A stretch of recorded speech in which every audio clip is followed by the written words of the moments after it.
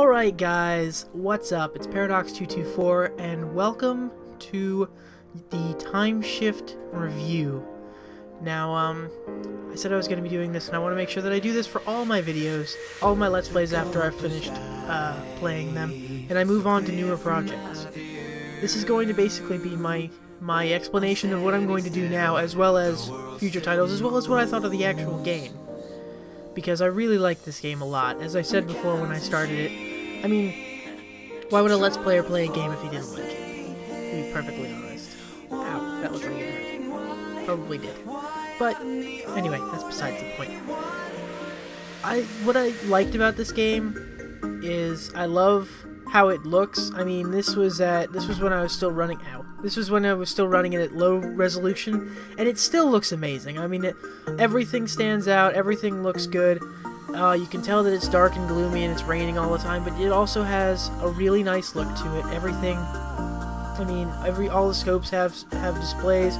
Everything moves. I mean, the surge gun, every time you fire it, has a recoil on it. Every time you use the crossbow or any other guns, they have a recoil, and they have all kinds of animation effects. And I always thought this game looked really nice. I just really like how everything looks in it. But, now on to some of the bad stuff.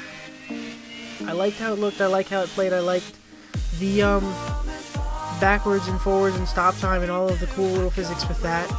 But, I don't like the lack of story. There's no story. You're an unnamed scientist, you never know what your name is, you never know what you look like. They joke at it at the end before they hint at a sequel, which never happened. People are still waiting for that. But after that, I mean, you have a love interest you don't know the name of. You know Crone, he's the bad guy, and he also helped build the suit, that's about it. You have a best friend that blew up in your face. Quite literally, I might add. He literally blew up in your face in the cutscene as you're traveling through time. But it doesn't explain anything. There's no story. There's no story at all. You don't learn anything about him. I guess in the sequel they were going to do something. But rule number one, never hint at a sequel. Always imagine that this is going to be... Leave it open-ended, but don't leave it open-ended and hint at a sequel, because that'll just...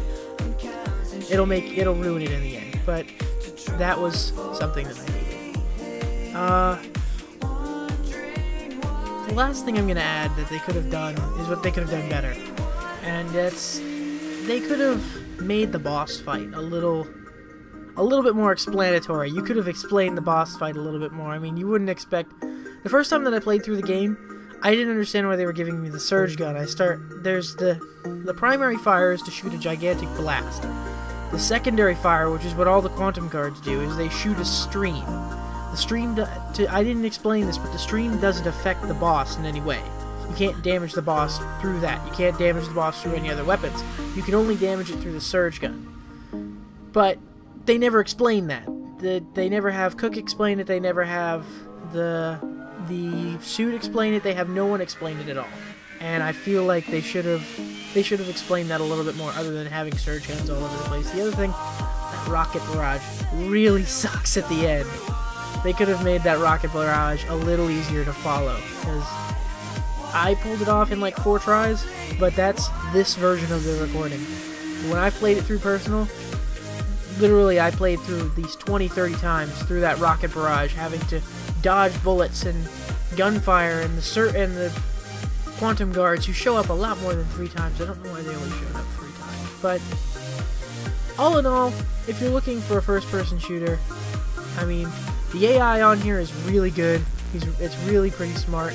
I love how you can affect the environment by shooting explosive barrels like that, and how you can stop and reverse time. I showed it in the beginning that you can actually reverse time and bring enemies back to life again. I thought it was really cool. But yeah. So now we are going to go on to some new games. We are going to go on to well, I'll probably explain that in the minigame. After this, I'm going to do a minigame in between the next major game that I'm going to do while I get stuff ready. So, coming up, we'll do a small game, but it's not going to be linked to this video, it's not going to be linked to any other video. This is going to end the TimeShift Let's Play. So, I really hope that you guys enjoyed TimeShift, and I really hope, if you play it at all, you comment on this video thanking me for the review. If you don't like my review, or if you had something to add, make sure to leave it in the comments, a video response. Tell me what you liked, tell me what you disliked about it. I'd love to hear it. And, yeah, I'll see you guys next time.